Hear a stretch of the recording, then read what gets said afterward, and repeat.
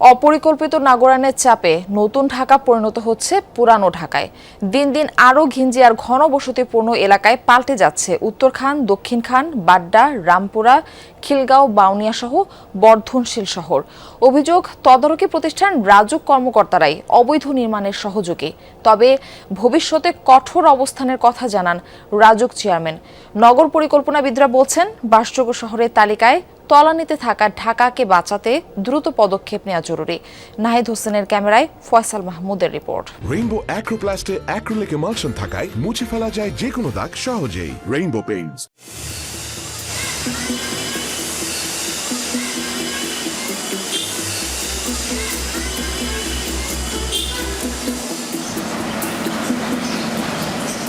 উত্তরখান, দক্ষিণখান সহ বেশ কিছু এলাকাকে ঢাকা উত্তর সিটির আওতায় আনা হয় 2016 সালে। লক্ষ্য ছিল পরিকল্পিত নগরায়ন। বলা হয়েছিল নতুন অঞ্চলকে গড়ে তোলা হবে পরিকল্পিতভাবে। তবে এখনকার অবস্থা যেন চোখে আঙুল দিয়ে দেখিয়ে দিচ্ছে ঘোষণা আর বাস্তবতার ফারাক। দক্ষিণখানের মুজাফফর চৌধুরী রোড, সরু রাস্তা ধরে সামনে এগুতেই চোখে পড়ে সুউচ্চ নির্মাণাধীন ভবন। রাজুকের নীতিমালা অনুযায়ী 10 তলা ভবন নির্মাণে বাড়ির সামনে থাকতে হবে 20 ফুটের বেশি চওড়া রাস্তা। এখানে কি তা আছে? যদি না থাকে তাহলে কিভাবে রাজুকের অনুমোদন পেল এই বাড়িটি? রাজুকের ভবন নির্মাণ নীতিমালা বলছে, কোথাও ভবন নির্মাণ করতে হলে অবশ্যই ভবনের সামনের অংশে 5 থেকে 7 ফিটের মতো জায়গা খালি রাখতে হবে। তবে এই 10 তলা ভবনের ক্ষেত্রে আমরা যদি দেখি, এখানে প্রায় 5 ফিটেরও কম জায়গা রেখে তারা ভবনটি নির্মাণ করেছেন। ফলে এখানে সুস্পষ্ট রাজুকের যে নীতিমালা তার লঙ্ঘন দেখা যায়।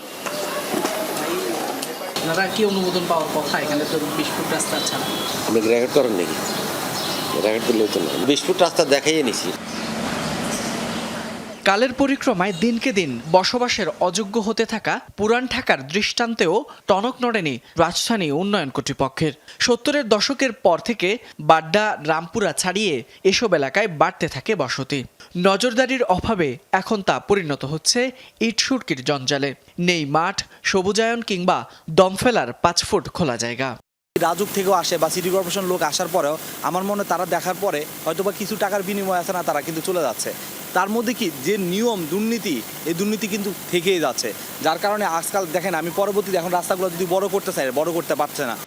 অভিযোগ, উদাসীন রাজুক। এর সুযোগ নিয়ে অসংখ্য অবকাঠামো নির্মাণ হচ্ছে নিয়মের তোয়াক্কা না করেই। ইমারত বিধিমালা কেউ মানছে না। দেখা যাচ্ছে 10 ফিট রাস্তার পাশে 10 তলা 12 তলা ভবন করছে। তাহলে রাজুক সেখানে কেন সময় মতো ইন্টারভিন করছে না?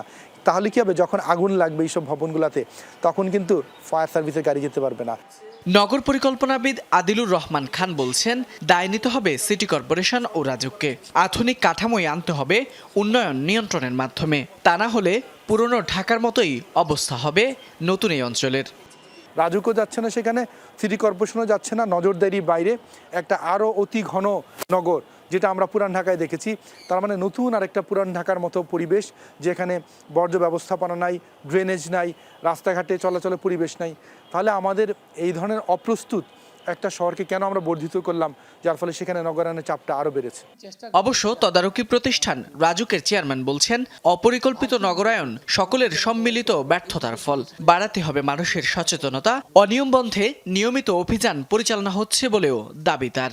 এই জায়গাগুলো কিন্তু অ্যাকচুয়ালি পরিকল্পনার মধ্যে আনাটা খুব সহজ ছিল। এখানে রাজুকেরও দুর্বলতা আছে, অন্যান্য সংস্থাগুলোরও দুর্বলতা আছে। এটা একটা সমন্বিত দুর্বলতা, সমন্বয়হীনতাটাকে আমি বলি সমন্বিত। কেউ আসলে আমরা এগুলোর দিকে কোনো দৃষ্টিপাত করিনি। 20 বছর আগে ঢাকার বাসিন্দা ছিল 1.5 কোটির মতো, এখন তা প্রায় দ্বিগুণ। বাসযোগ্য মহানগরী গঠনে বাস্তবায়ন করতে হবে মহাপরিকল্পনা। পরিকল্পিত নগরায়নের কথা বলা হলেও নিয়মনীতির তোয়াক্কা না করেই গড়ে ওঠা কংক্রিটের জঞ্জাল ক্রমশই গিলে খাচ্ছে নতুন এই অঞ্চলটিকেও। বিশেষজ্ঞরা বলছেন, পরিকল্পিত নগরায়নের ক্ষেত্রে অন্যতম বাধা বিশৃঙ্খল স্থাপনা নির্মাণ। তাই অবৈধ স্থাপনা নির্মাণ বন্ধের পাশাপাশি নতুন এই অঞ্চলটিকে সুষ্ঠু পরিকল্পনার মাধ্যমে বসবাসযোগ্য নগরী হিসেবে গড়ে তোলার তাগিদ বিশেষজ্ঞদের। ফয়সাল মাহমুদ, যমুনা নিউজ, ঢাকা।